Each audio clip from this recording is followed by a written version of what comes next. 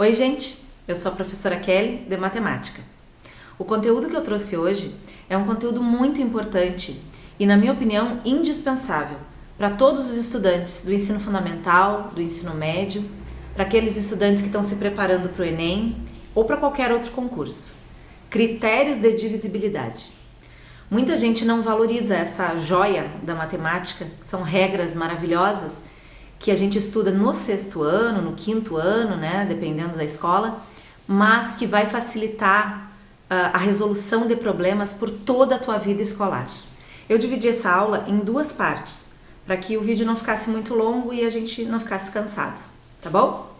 Então, vamos para a aula. Dá uma olhada porque eu tenho certeza que tu vai gostar dessas regras. Então, vamos começar nosso estudo, divisibilidade. Essa palavra ela é parente das palavras divisão, divisível. E em matemática, a gente diz que um número é divisível pelo outro quando a divisão de um pelo outro for exata. O que quer dizer que toda vez que sobrar resto zero na minha divisão, ela é exata, então um número é divisível pelo outro. Olha só o exemplo que eu coloquei aqui. 12 divisível por 3. 12 é divisível por 3 porque 12 dividido por 3 dá igual a 4. Até armei a continha aqui para ficar bem claro que 12 dividido por 3 é 4, porque 4 vezes 3 é 12 e sobrou 0.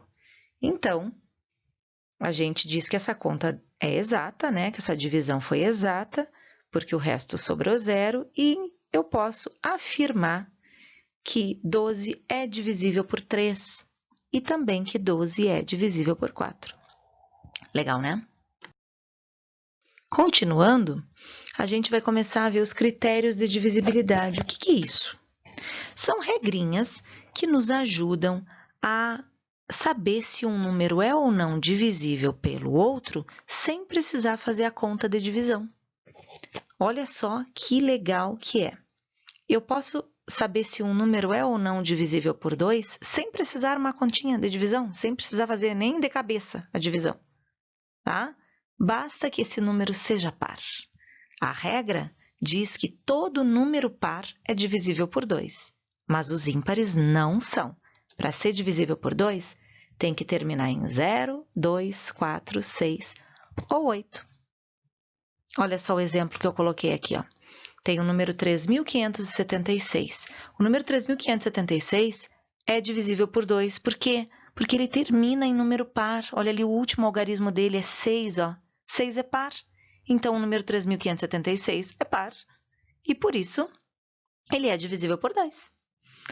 Olha esse outro exemplo, que eu peguei os mesmos algarismos.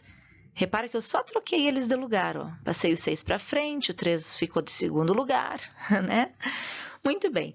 E aí, eu vejo que o 6.357, ele não é divisível por 2. Por quê? Porque ele termina em ímpar, ele termina em 7. 7 é ímpar. Por isso, 6.357, sendo ímpar, não é divisível por 2. Pode armar a conta aí, que tu vai ver que se tu for dividir 6.357 por 2, o resto da divisão não vai ser zero. Que legal, né? Não precisar armar a conta. Eu adoro. Essa é uma das curiosidades da matemática que eu sou apaixonada. Agora a gente vai ver a divisibilidade por 3. A regra para eu saber se um número é ou não divisível por 3, ela é diferente da regra de divisibilidade por 2. Cada um tem a sua regra, não dá para misturar. Eu vou descobrir se um número é ou não divisível por 3 sem precisar fazer o cálculo de divisão. E eu repito isso porque é maravilhoso, né? Não precisar fazer uma conta, que muitas vezes pode ser enorme, dependendo dos números, né? O que eu faço? Eu vou somar os algarismos desse número. Eu vou pegar os valores absolutos, né? Quanto vale cada algarismo, e vou somar para ver se é divisível por 3. Olha só, no exemplo tu vai entender muito bem. Será que 3.576 é divisível por 3? O que eu tenho que fazer? Eu vou somar 3 mais 5 mais 7 mais 6. Vou somar os algarismos. Somando os algarismos, eu vou ter 21. E aí eu vou lá para a minha memória, lembrando da tabuada, que é muito importante saber, né? Que também facilita a nossa vida, saber ela de cor. e eu vejo que 3 vezes 7 é 21. Por isso, o 21 é divisível por 3. E se 21 é divisível por 3, o número 3.576 também é. Olha só a conclusão. 3.576 é divisível por 3, pois a soma dos seus algarismos é 21, que é divisível por 3. Outro exemplo. Será que 4.357 é divisível por 3? O que eu tenho que fazer? Vou somar os algarismos. 4 mais 3 mais 5 mais 7. Essa soma dá 19. 19, por acaso, é divisível por 3? Existe algum número que multiplicado por 3 dê 19? Algum número natural? Não, não tem, porque 3 vezes 6 é 18 e 3 vezes 7 é 21. Já passou, não tem 19 ali. Portanto, 19 não é divisível por 3. E isso faz com que o 4.357 também não seja divisível por 3, pois a soma de seus algarismos é 19, que não é divisível por 3. Agora a gente vai ver a divisibilidade por 4. Quando é que um número, que eu sei que um número é divisível por 4 sem precisar fazer a conta de divisão? A regra também é bem simples. Não é tão maravilhosa assim como a regra do 2 e do 3, mas é uma regra bem simples também. Um número vai ser divisível por 4 se os seus dois últimos algarismos forem 00 ou formarem um número divisível por 4. Olha só, nos exemplos tu vai entender bem. O primeiro exemplo, eu tenho, será que 732 é divisível por 4? A regra do 4 diz que eu tenho que analisar os dois últimos algarismos. Os dois últimos algarismos formam 32. 32 é divisível por 4? Sim, é. Lembra que 4 vezes 8 é 32? Então, 32 é divisível por 4. Por isso, o 732 também é divisível por 4. Vamos ver um outro exemplo. Será que 3.018 é divisível por 4?